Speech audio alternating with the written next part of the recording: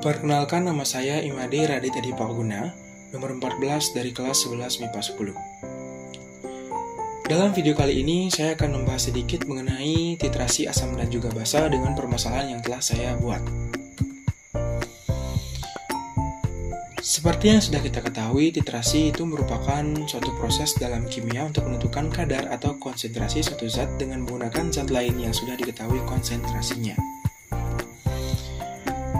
Nah, dalam perhitungan titrasi itu disebut dengan titrimetri. Untuk melakukan titrimetri, terdapat satu alat titrasi yang memiliki gambar seperti ini. Dalam alat titrasi ini sudah terdapat bagian-bagian yang penting dalam proses titrasi itu sendiri. Mulai dari buret, kemudian ada keran buret hingga Erlenmeyer. Dalam buret, itu tempatnya larutan titran. Larutan titran ini merupakan suatu larutan yang digunakan untuk mentitrasi. Biasanya larutan titran ini sudah diketahui konsentrasinya. Kemudian terdapat keran buret. Nah, keran buret ini berfungsi untuk membuka jalan aliran titran menuju larutan analit yang terdapat dalam Erlenmeyer. Nah, dalam Erlenmeyer itu sendiri terdapat larutan analit. Nah, larutan analit ini merupakan suatu larutan yang akan dititrasi atau yang akan dicari konsentrasinya. Itu merupakan suatu pemahaman umum mengenai titrasi. Sekarang saya akan menunjukkan suatu permasalahan yang ada.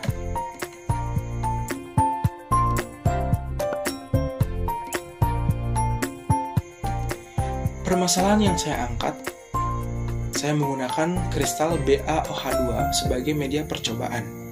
Kristal BaOH2 dilarutkan hingga memiliki volume sebesar 50 ml. Dari larutan BaOH2 50 ml tersebut, diambil 5 ml kemudian dititrasi dengan larutan HCl 0,1 molar.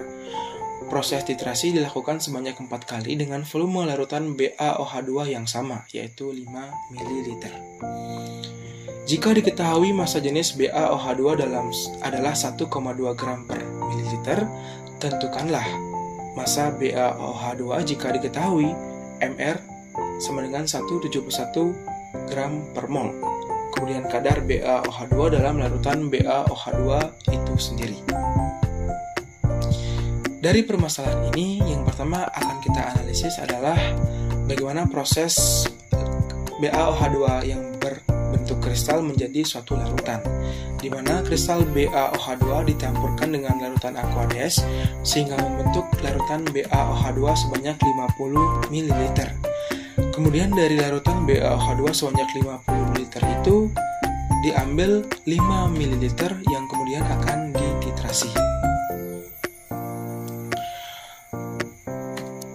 Nah, jika kita memahami lebih spesifik lagi, nah, dalam alat untuk melakukan titrasi, dalam buret kita letakkan HCl 0,1 molar. Saat mengisi buret dengan larutan HCl, kita harus melihat volume larutan HCl yang tertuang dalam buret dengan memperhatikan angka buret itu sendiri. Kemudian, dalam Erlenmeyer kita letakkan 5 ml larutan BaOH2. Ada beberapa syarat yang harus kita penuhi sebelum melakukan proses titrasi itu sendiri, yaitu sebelum melakukan proses titrasi larutan analit, terlebih dahulu kita tetesi dengan larutan indikator buatan atau yaitu PP atau phenol phthalate. Penambahan PP pada analit bertujuan agar kita dapat menentukan titik ekivalen dengan memperhatikan perubahan warna yang terjadi pada analit itu sendiri. Nah, alasan mengapa kita menambahkan PP ialah karena PP memiliki indikasi warna yaitu bening dan juga merah. Jadi ketika larutan yang dititrasi masih bersifat asam dan netral, dia tidak akan berubah warna. Hal ini dapat terjadi karena PP akan berubah warna jika larutan mencapai pH 8 atau lebih. Karena yang kita jadikan sebagai analit adalah larutan BaOH2 yang notabene itu merupakan larutan basa, maka setelah ditetesi dengan indikator PP, analit BaOH2 dalam Erlenmeyer akan berubah warna menjadi pink atau merah muda. Yang artinya, setelah proses titrasi mencapai titik ekivalen, larutan BaOH2 dalam Erlenmeyer akan berubah warna menjadi warna bening.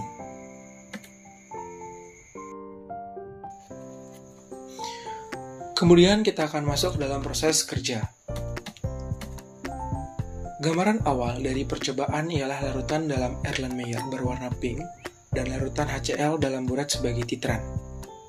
Kemudian, teteskan secara perlahan titran dalam buret ke dalam Erlenmeyer dengan membuka keran buret secara perlahan. Yang ketiga, posisi tangan yang memegang keran ialah tangan kiri dan tangan kanan memegang Erlenmeyer. Goyangkanlah Erlenmeyer secara pelan-pelan bersamaan dengan menetesnya titran ke dalam Erlenmeyer. Lakukanlah langkah tersebut hingga larutan dalam Erlenmeyer berubah warna menjadi warna bening atau tidak berwarna. Ketika warna berubah menjadi warna bening, artinya proses titrasi dihentikan karena telah mencapai titik ekivalen. Hitunglah volume titran HCl yang digunakan untuk mentitrasi dengan melihat angka volume dalam buret. Kemudian catatlah data volume HCl dalam buret yang tertuang yang nantinya digunakan untuk menentukan konsentrasi dari BaOH2.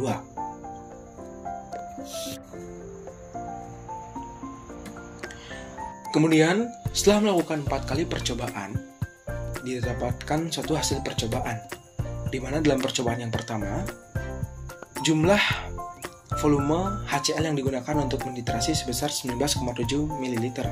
Pada percobaan kedua sebesar 20,1 ml, pada percobaan ketiga sebesar 20,2 ml, dan percobaan keempat sebesar 20 ml. Ini merupakan tabel dari hasil percobaan. Sekarang kita akan masuk ke dalam proses perhitungan. Yang pertama, menentukan massa dari BaOH2. Diketahui konsentrasi dari HCl sebesar 0,1 molar, volume rata-rata HCl sebesar 20 ml. Kemudian volume dari BaOH2 sebesar 5 ml, valensi HCl 1 dan valensi BaOH2 sebesar 2. MR dari BaOH2 sebesar 171 gram per mol.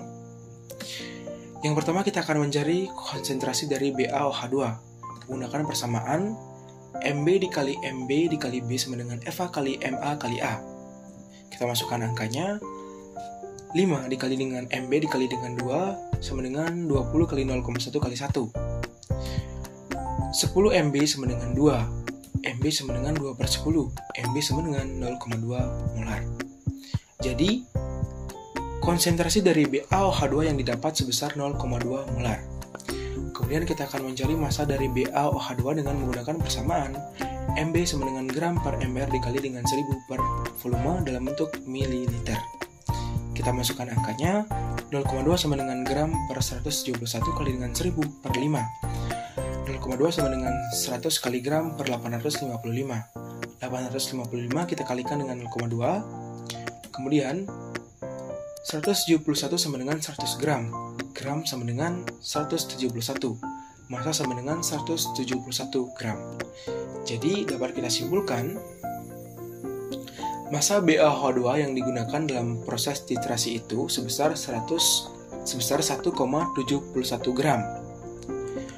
Kemudian perhitungan yang kedua kita akan mencari kadar dari BaOH2 yang terdapat dalam larutan BaOH2 5 ml. Untuk menentukan kadar kita akan menggunakan persamaan konsentrasi sama dengan massa jenis dikali dengan kadar dalam bentuk persen dikali 10 per mr. 0,2 sama dengan 1,2 kali kadar dalam bentuk persen kali 10 per 171. 171 kita kalikan dengan 0,2 hingga mendapatkan 34,2 sama dengan 12 dikali kadar dalam bentuk persen. Kadar sama dengan 2,85%. Oke. Jadi dapat kita simpulkan bahwa dalam larutan BaOH2 sebesar 5 ml memiliki kandungan sebesar 2,85% senyawa BaOH2.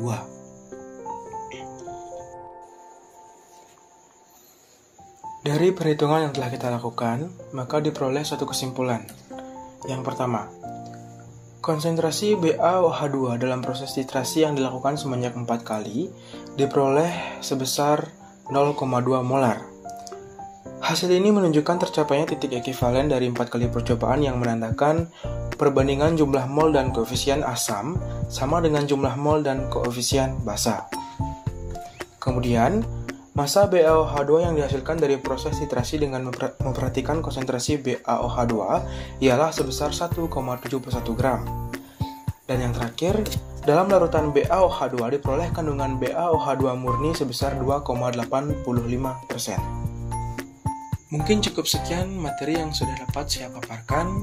Semoga apa yang saya sampaikan bisa dapat dimengerti dan bisa mampu menjelaskan bagaimana proses titrasi asam basa dari permasalahan yang telah saya ajukan. Terima kasih saya ucapkan karena sudah menonton video ini. Sampai jumpa.